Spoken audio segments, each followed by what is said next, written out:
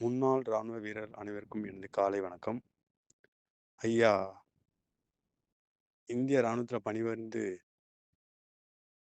பிறகு ரிட்டயர்ட் ஆகி ஊருக்கு வந்ததுக்கப்புறம் அவங்க டிசிப்ளின மறந்துடுறாங்க. அப்படிதான் ஒரு சுபேதார் சாப் வந்து வெளிய வந்ததுக்கு அப்புறமேலு எந்த ஒரு சங்கத்திலயும் ஈடுபடாத, பயணிக்காம, அவர் பாடு வீடு உண்டு, வேலை உண்டுன்னு அப்படியே இருந்துட்டனால, திடீரென்று காலையில அவர் இறந்து விட்டார். இறந்த உடனே அன்னைக்கு மட்டும் அவர் கண்ணு தெரியுது சங்கத்திலேருந்து ஃபோன் அடிக்கிறாங்க. சார் இப்படி எங்க அப்பா தவறிட்டாங்க. உடனடியா நீங்க என்ன செய்யணுமோ அத செஞ்சுருங்க அப்டின்னாரு. ஆனா இது மனசு கேட்காம நானும் புதுசா இருந்ததுனால, நானும் சரிங்கய்யா நான் கண்டிப்பா வந்துர்றேன்னு சொல்லிட்டேன்.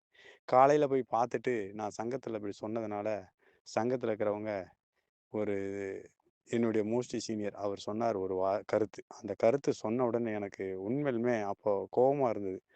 அப்புறம் ஒரு சில மணி நேரம் கழிச்சு அது யோசனை பண்ணும் பொழுது, அது எனக்கு சரியா ஒரு தோன்றியது. ஏனென்றா, இத்தன வருடமா அவரு பணியாற்றிய காலத்துல என்ன செஞ்சார் அப்படின்னு யோசனை பண்ணும் பொழுது, யாரோடோடு தொடர்புல இருந்திருக்கணும்.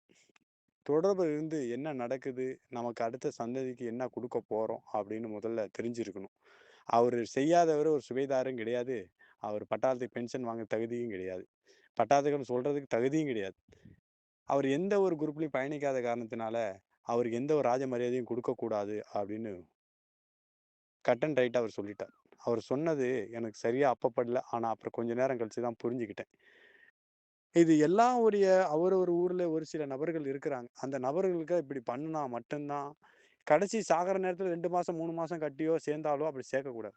ரொம்ப வருஷமா அவங்க பயணிச்சிருக்கிறவங்களுக்கு தான் முதல்ல பெருசா மரியாதை குடுக்கணும். இந்த 2 மாசம் இந்த சாவ போறேன் நானு அப்படின்னு சேர்ந்தாலும் குடுக்கவும் கூடாது. ஏன்னா அவங்கள அந்த நேரத்துல கழட்டி விடுறது தான் பார்க்கணும்.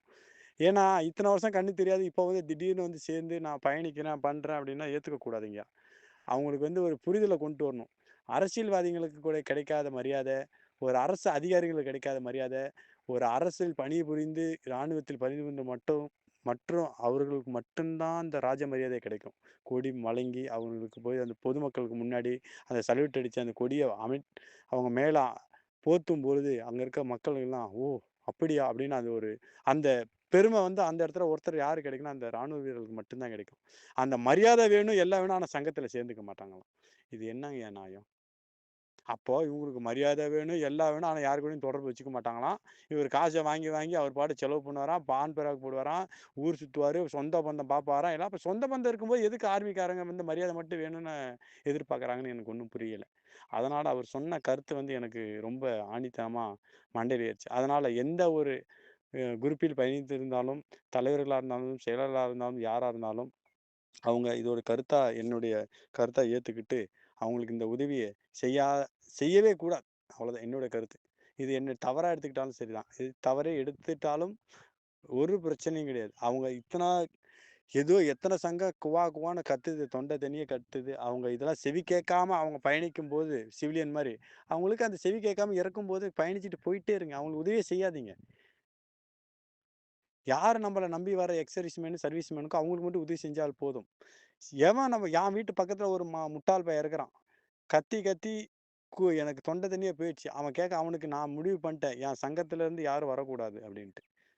அவன் பொண்டாட்டின்ட்டு சொல்லிட்டேன். இவ்ளோ விழிப்புணர்வு குடுத்து அவன் கேட்காத மனுஷனுக்கு அவனுக்கு உதவியே செய்யக்கூடாது. இது என்னுடைய கருத்துங்கயா. கடைசி நேரத்துல அழுந்தாலோ, புலந்தாலோ அந்த மன இரக்கத்த நீங்க கொண்டு வராதீங்க. தயவு செய்து இந்த மன இரக்கத்த கொண்டு வராதீங்க. நீங்க இப்படி மன இறுக்கம் கொண்டு வரதுனால தான் அவனுக்கு தும்முறி ஏறிச்சு. எவனாவது ஒருத்தன் வரமாட்டானா? நம்ம செத்தாலும் அப்படின்னு நினைச்சுக்கிட்டு இருக்கிறதுனால தான் அவனுக்கு இப்படி பண்ணக்கூடாதுங்க. முக்கியமா பண்ணக்கூடாது. ஏன்னா, நான் என்னமோ நினைச்சேன். ஆனா இவங்க நடந்துக்கிற முறைகள் அப்படி இருக்குது. மிக்க நன்றிங்க. அனைவருக்கும் வணக்கம். இந்த நண்பர் பேசிய ஆடியோவை கேப்டன் டேவிட் ஐயா அவர்கள் எம்இஜி குழுவில் பகிர்ந்திருந்தார். அந்த முகம் தெரியாத நண்பர் பேசிய கருத்து சற்று கசப்பானதாக இருந்தாலும் அதுதான் நிதர்சனமான உண்மை. ஒரு படைவீரர் பணியில் இருக்கும்போது இறந்தால் அவருக்கு இராணுவ மரியாதையுடன் நல்லடக்கம் இராணுவ வீரர்களே செய்வார்கள். ஆனால் ஒரு முன்னாள் படைவீரர் மறைந்தால் அவர் இணைந்திருக்கும் சங்கம்தான் அவருக்கு தேசிய கொடியை போர்த்தி கடைசி மரியாதையையும் பிறகு அவரது குடும்பத்திற்கு ஓய்வூதியம் மற்றும் இதர சலுகைகளை சம்பந்தப்பட்ட துறைகளிடமிருந்து பெற்று தருவார்கள். இந்த அடிப்படை ஞானம் கூட இல்லாமல் இன்று எத்தனையோ முன்னாள் படைவீரர்கள் எந்த சங்கத்திலும் இணையாமலும், எந்த சங்கம் நமது நலன்களுக்காக வேண்டி கூட்டம் நடத்தி அழைப்பு விடுத்தாலும் அதிலும் கலந்து கொள்ளாமலும் முட்டாள்தனமாக தங்களது குடும்பத்திற்கு துரோகம் செய்கிறார்கள். இப்படி இருந்தால் அவரது மறைவிற்கு பிறகு அவரது குடும்பத்திற்கு யார் உதவி செய்வார்கள்? அவர்களுக்கு வீண் அலைச்சல்தான் மிஞ்சும். ஓய்வூதியம் கிடைப்பதிலும் காலம் தாமதம் ஏற்படும்.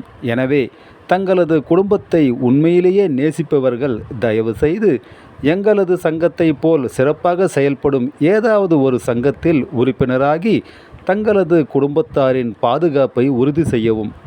மேலும் தகவல்களுக்கு எங்களது சங்க நிர்வாகிகளை தொடர்பு கொள்ளவும். என்றும் மக்கள் பணியில் அக்கறையுடன் உங்கள் கஜேந்திரன், ஆவடி.